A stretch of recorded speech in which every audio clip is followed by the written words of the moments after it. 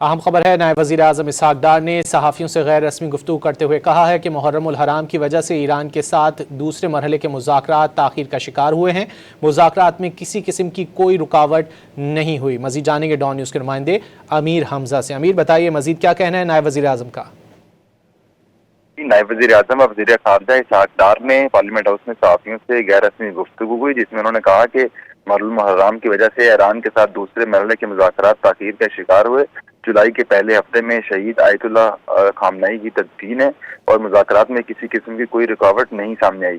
اسحاق ڈار نے یہ کہا کہ کل صبح جب ایرانی صدر نے معاہدے پر دستخط کر دیے تو پھر سوئٹزرلینڈ جانے کا مقصد ختم ہو جاتا ہے اور اس کا کوئی مقصد نہیں رہتا۔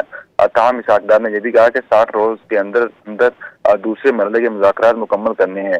نائب وزیر اعظم نے صحافیوں سے گفتگو کرتے ہوئے یہ بھی کہا کہ سوئٹزرلینڈ میں موجود اپنے آفیشلز کو واپس بلا لیا ہے، جو کہ ایڈوانس ڈیلیگیشنز پاکستان کی جانب سے سوئٹزرلینڈ گیا تھا۔ تاہم اسحاق ڈار نے اس بات کا بھی ذکر کیا کہ پیٹرولیم مصنوعات کی قیمتوں میں آج شام تک کمی کر رہے ہیں۔ بہت شکریہ امیر حمزہ ان تفصیلات کے لیے۔